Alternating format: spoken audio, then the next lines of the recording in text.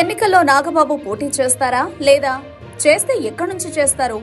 అనకాపల్లి నుంచి తప్పుకున్నది ఎందుకు? దీని వెనక వ్యూహం ఏమైనా ఉందా? ఏపీ పొలిటికల్ సర్కిల్లో ఇదే చర్చ నడుస్తోంది. గత కొంతకాలంగా నాగబాబు కనిపించకపోయేసరికి రకరకాల ఊహాగానాలు తెరపైకొచ్చాయి. కానీ ఆయన జనసేన ఆవిర్భావ దినోత్సవం సందర్భంగా ప్రత్యేక ప్రకటన జారీ చేశారు. తనకు పదవులు అవసరం లేదని, జన సైనికుడు అన్న పదమే పదవితో సమానమని చెప్పుకొచ్చారు. కూటమి ప్రభుత్వం అధికారంలోకి వస్తుందని, నామినేటెడ్ పదవులు చాలా వరకు ఉన్నాయని అసంతృప్త జనసేన నాయకులను బుజ్జగించే ప్రయత్నం చేయడం విశేషం. అనకాపల్లి పార్లమెంటు స్థానాన్ని పొత్తులో భాగంగా జనసేనకు కేటాయించినట్లు ప్రచారం జరిగింది. అక్కడి నుంచి నాగబాబు పోటీ చేస్తారని కూడా టాక్ నడిచింది. అందుకు తగ్గట్టుగానే అనకాపల్లి పార్లమెంటు స్థానం పరిధిలో నాగబాబు యాక్టివిటీస్ పెంచారు.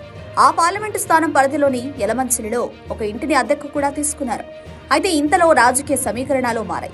తొలుత ఆ స్థానం నుంచి ఎంపీగా పవన్ పోటీ చేస్తారని ప్రచారం జరిగింది. కానీ బీజేపీ కోసం పొత్తులో భాగంగా ఆ సీటును నాగబాబు త్యాగం చేసినట్లు తెలుస్తోంది. అయితే పైకి త్యాగం అన్న పేరు పెట్టి లోపల మాత్రం వేరే వ్యూహంతో ముందుకెళ్లినట్లు ప్రచారం జరుగుతోంది. గతంలో ప్రజారాజ్యం పార్టీ నుంచి అల్లు అరవింద్ అనకాపల్లి పార్లమెంటు స్థానం నుంచి పోటీ చేశారు. కానీ ఓడిపోయారు. ఇక్కడ స్థానిక నినాదం అన్నది బలంగా పనిచేస్తోంది.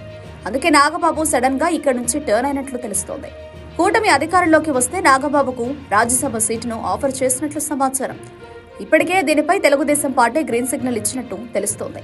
తమ కోసం నాగబాబు సీటు వదులుకోవడానికి సిద్ధపడడంతో అటు బీజేపీలో సైతం సాఫ్ట్ కార్నర్ ఉన్నట్లు సమాచారం. వాస్తవానికి ఎన్నికల్లో పోటీ చేయనని నాగబాబు చాలా రోజుల కిందట ప్రకటించారు. రాష్ట్ర వ్యాప్తంగా జనసేనకు మద్దతుగా ప్రచారం చేస్తానని, సమన్వయ బాధ్యతలు తీసుకుంటానని చెప్పుకొచ్చారు. అయితే గత ఎన్నికల్లో నరసాపురం ఎంపీగా పోటీ చేసిన నాగబాబు 3.5 లక్షల ఓట్ల వరకు దక్కించుకున్నారు. ఈసారి పొత్తులో భాగంగా అక్కడి నుంచి పోటీ చేస్తారని ప్రచారం జరిగింది. అయితే ఎన్నికల్లో పోటీ చేయనని నాగబాబు ప్రకటించారు. కేవలం ప్రచారానికి పరిమితమవుతానని తేల్చి చెప్పారు.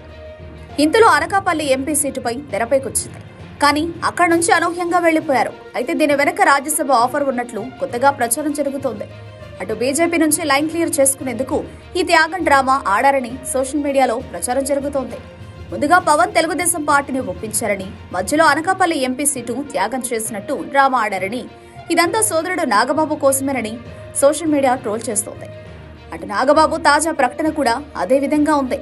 కూటమి ప్రభుత్వం అధికారంలోకి వస్తే ఎన్నో రకాల నామినేటెడ్ పదవులు జన సైనికులకు దక్కే అవకాశం ఉందని నాగబాబు చెప్పడం విశేషం. మొత్తానికైతే చిరంజీవి తర్వాత ఆ కుటుంబంలో నాగబాబు రాజ్యసభ సభ్యుడయ్యే ఛాన్స్ కనిపిస్తోంది.